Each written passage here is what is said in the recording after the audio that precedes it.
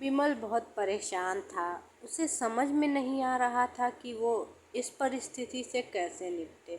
वो अपनी माँ को बहुत चाहता था, किंतु उसकी पत्नी और बच्चे उसकी माँ से बहुत दूर भागते थे, क्योंकि उसकी माँ की एक आँख नहीं थी, साथ ही उसकी कमर भी 90 अंश पर झुकी थी। वैसे वह अपना काम सब खुद कर लेती है, किंतु फिर भी वो उसकी पत्नी और बच्चों के लिए हमेशा खटकती है। दादी, आप ऊपर के कमरे में जाओ, मेरे दोस्त आ रहे हैं, विमल के बेटे अखिल ने बड़े बेरुखी से कहा। पर बेटा, मैं तो यहाँ बहुत दूर बैठी हूँ, विमल की माँ ने बहुत प्यार से कहा।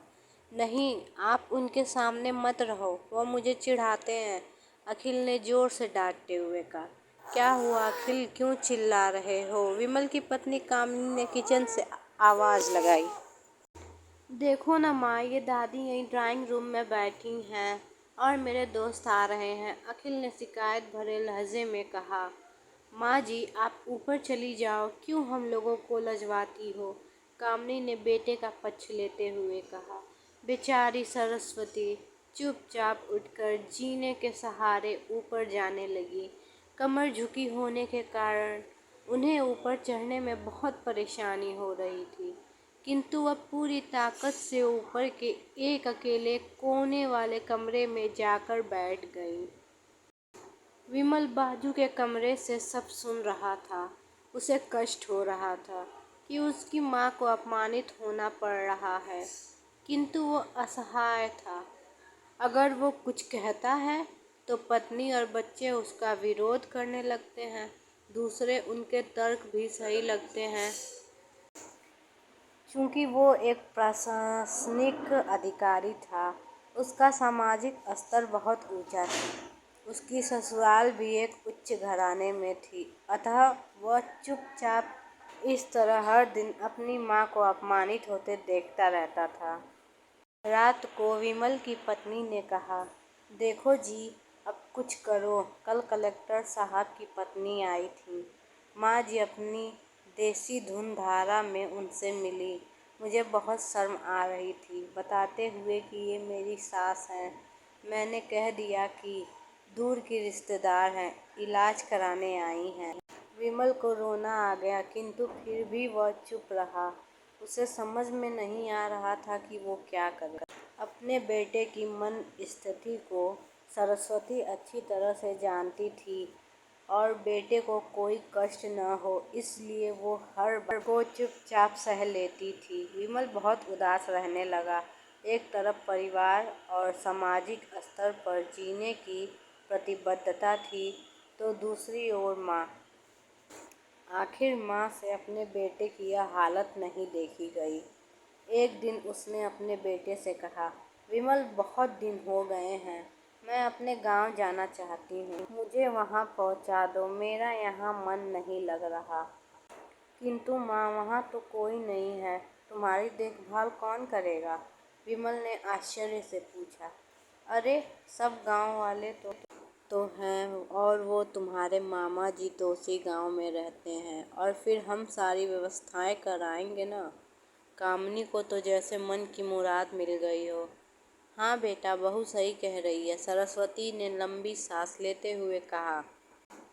विमल जानता था कि गांव में माँ की देखभाल करने वाला कोई नहीं है, लेकिन अपनी पत्नी के जिद के कारण वह अपनी माँ को गांव छोड़ने पर विवश हो गया। माँ को गांव छोड़कर आते वक्त उसे रोना आ रहा था तथा अपनी बेबसी पर गुस्सा भी आ रहा था, किंतु परिवार, पत्नी और समाज ने उसके इन मनोभावों को दबा दिया और वो सुकून सा महसूस करने लगा। कुछ दिनों के बाद उसके चाचा, जो अमेरिका में रहते थे, आने वाले थे। जब विमल बहुत छोटा था, उसके पिता जीवित थे, तब वो भारत आए थे और उसके बाद वो अब भारत आने वाले थे। पूरा परिवार और आस पड़ोस बहुत उत्साहित था। अमेरिका से विमल के डॉक्टर चाचा आ रहे थे। डॉक्टर रमेश ने जैसे ही घर में कदम रखा, सबसे मिलकर बहुत उत्साह से उनका स्वागत किया, क्यों विमल, भाभी नहीं दिख रही, कहाँ हैं? डॉक्टर रमेश ने उत्सुकतापूर्वक पूछा। जी वो गांव में रहती हैं, यह उनका मन नहीं लगा, कामिनी ने सपाट लहजे में उत्तर दिया। डॉक्टर रमेश ने विमल की ओर देखा तो विमल ने अपनी आंखें झुका ली। डॉक्टर रमेश सब समझ गए, बोले कल हम भाभी से मिलने गांव चलेंगे सब लोग। दूसरे दिन सभी लोग गांव के घर में पहुंचे।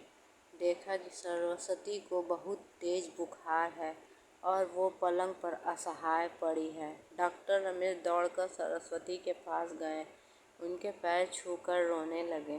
सरस्वती की ये हालत उनकी कल्पना से परे थी। वाह बेटा विमल, तूने तो नाम उजागर कर दिया।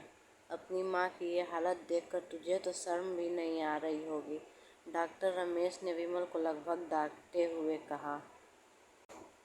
वाह बेटा विमल, तूने तो नाम उजागर कर दिया। अपनी माँ की हालत देखकर तुझे तो शर्म भी नहीं आ रही होगी। तो रमेश ने विमल को लगभग डांटते हुए कहा। नहीं देवर जी, विमल का कोई दोष नहीं है, मैं खुद गांव आई थी। सरस्वती ने अपने बेटे का बचाव किया। मुझे सब पता चल गया। भाभी आप चुप रहो।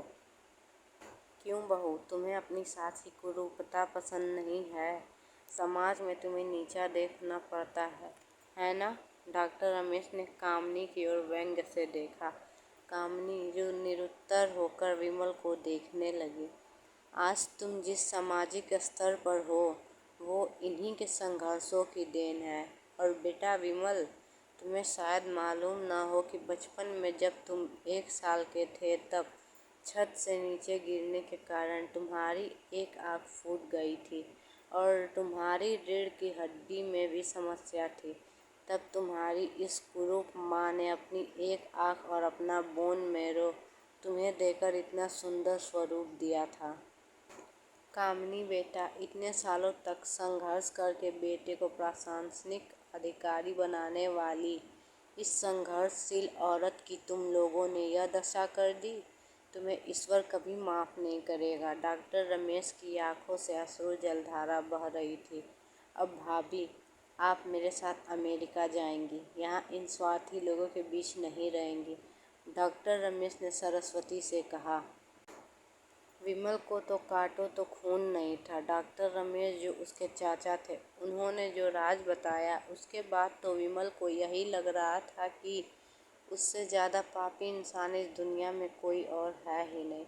वह दौड़ता गया और माँ सरस्वती के कदमों से लिपट गया। माँ, मेरा अपराध अक्षम्य है। मैं जानबूझकर चुप्पी साधे रहा, आपका अपमान करवाता रहा। अब सिर्फ आप ही उस घर में मेरे साथ रहेंगी और कोई नहीं। विमल ने आग्नेय दृष्टि से अपनी पत्नी और बच्चों को देखा। कामिनी को भी बहुत पश्चाताप हो रहा था, किंतु उसकी हिम्मत नहीं हो रही थी कि वो सरस्वती से आँख मिलाए। सरस्वती को कामिनी की मनस्थिति को समझकर उसको पुचकारते हुए अपने पास बुलाया और विमल को डांटते हुए कहा। खबरदार, जो मेरी बहू को मुझसे अलग करने की कोशिश की तो तुझे ही घर से बाहर निकाल दूंगी। कामिनी और बच्चों ने सरस्वती के पैर पड़ते हुए अपने व्यवहार पर माफ़ी मांगी और माँ के हृदय ने सबको माफ़ कर दिया। सच कहा जाता है, एक माता ही होती है जो अपने बच्चों से निस्वार्थ प्रेम करती है। बच्चे भले ही कुमाता हो जाते लेकिन माता कुमाता नहीं होती। अगर आपको ये कहानी पसंद आई हो तो वीडियो को लाइक करें, शेयर करें, सब्सक्राइब करें, बेल आइकन प्रेस करना ना भूलें और ऐसी कहानियों के लिए हमारे चैनल को सब्सक्राइब करें।